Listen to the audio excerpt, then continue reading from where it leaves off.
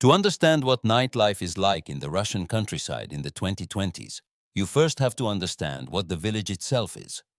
Russia has more than 36,000 villages inhabited by fewer than 10 residents, and several thousand more that are formally registered as inhabited, even though they are physically deserted.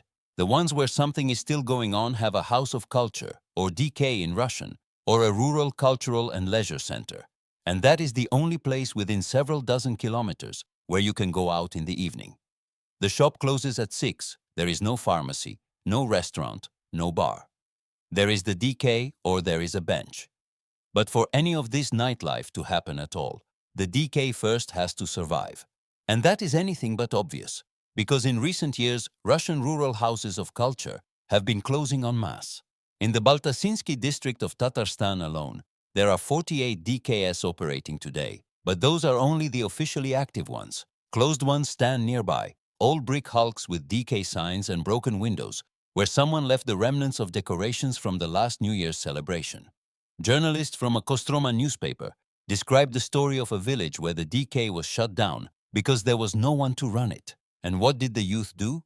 They started gathering in the street, smashing lampposts and breaking flower pots, not because they were bad by nature, but because within a radius of 40 kilometers, there was literally nowhere at all to meet.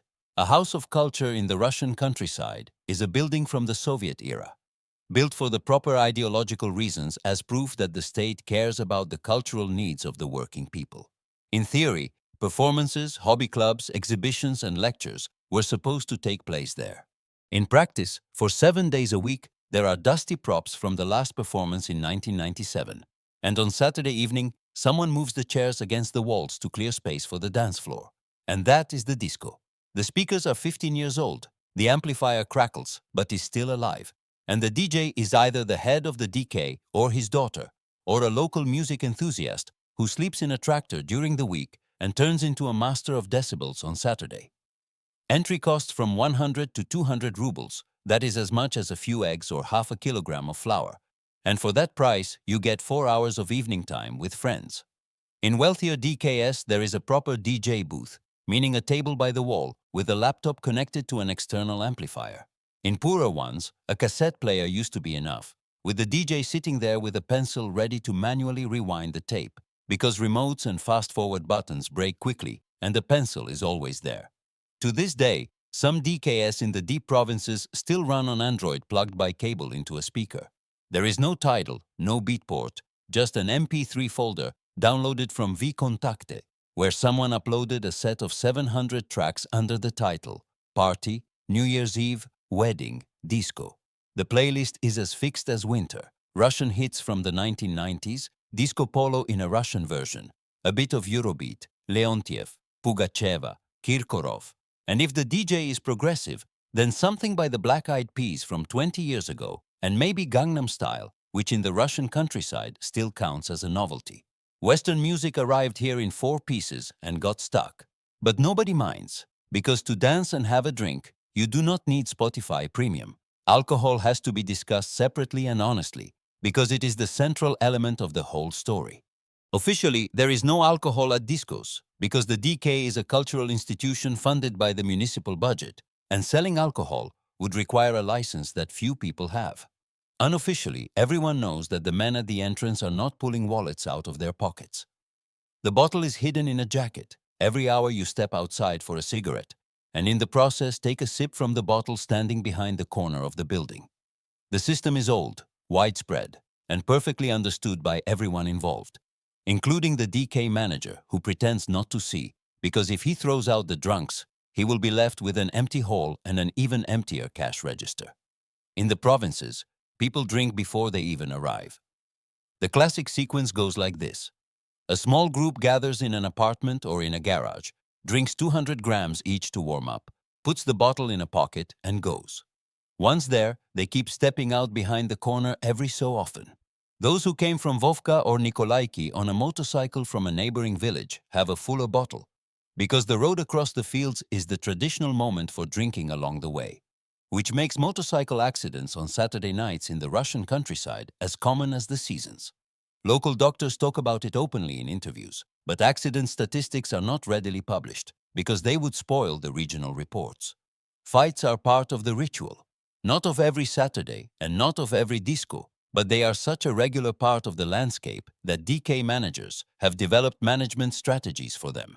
In a Kostroma newspaper, a local journalist described a situation at a rural DK where drunks regularly showed up at the disco and fights happened, and the House of Culture employee who told the journalist about it lost her job the next day because someone important felt offended by those words.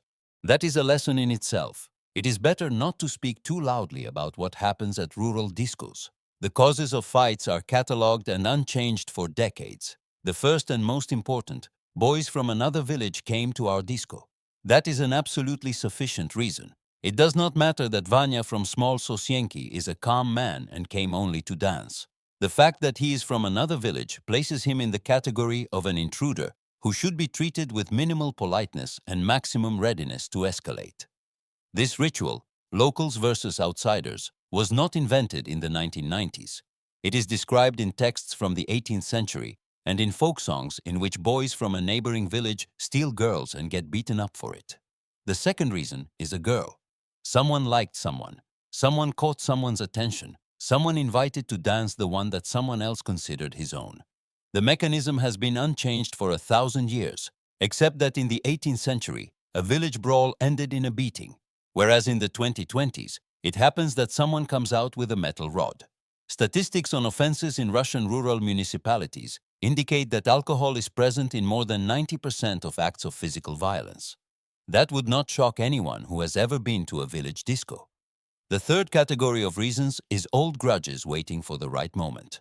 The village is small. Everyone knows each other. Everyone knows everything about everyone else.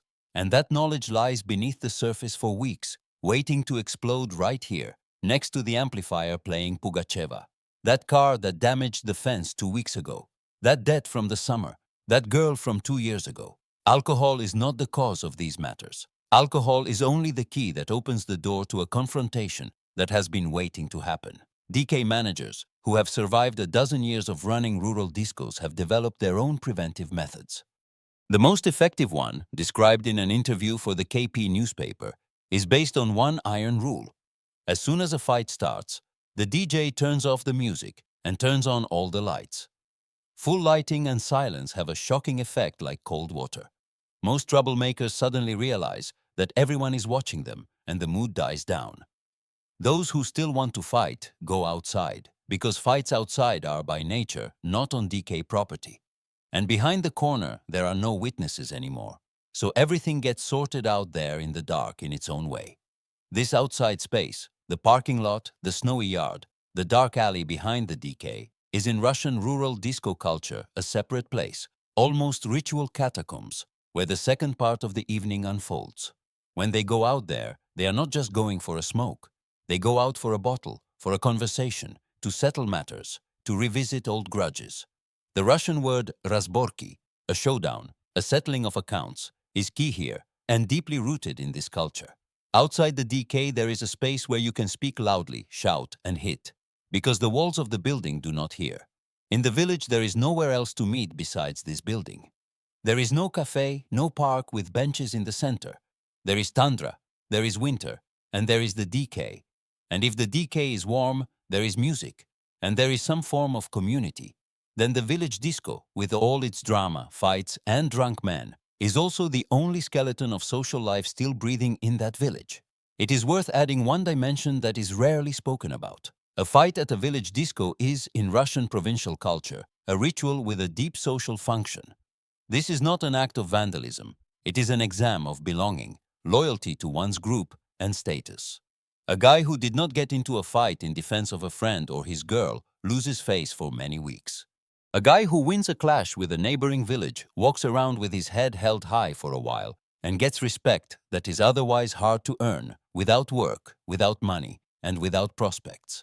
So a fight at the disco is not only the result of drunkenness, it is also, in a sense, the only available form of expressing strength in an environment that ruthlessly strips people of that strength on a daily basis. Selector Stanislav Petrovich from the KP newspaper said in an interview that at his discos there were between 200 and 300 people on a Saturday night. Asked about the fights, he said calmly, "There were times when village against village, village against village, 30 or 40 men gathered, sometimes with chains from a chainsaw and with sticks, but then they made up and that was the end of it." And he laughed while telling it, because from the perspective of several decades, that is simply life, not tragedy.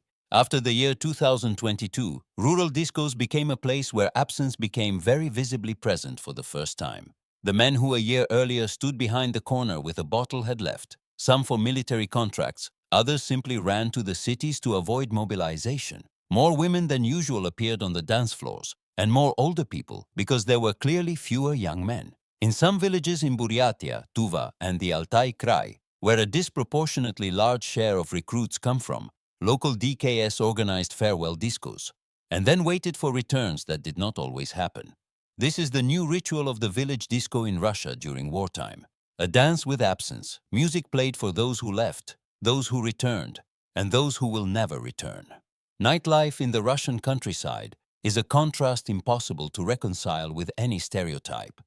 It is tragic, longing, funny, and human in a way that is completely devoid of irony. It is drinking in the frost from a bottle hidden behind a jacket, ending in a fight around the corner, and a wedding dance on the floor at the same time. Because old Masha is dancing with her granddaughter, while outside Vanya from Small Sosienki is explaining to Kolya from Big Sosienki, who runs the territory here. There is nothing poetic in it, and nothing anyone should wish on anybody. But it is real, and that is what this video is about. If you want more stories about the real Russia that nobody talks about on Kremlin television, leave a like, subscribe to the channel, and click the next video waiting just for you.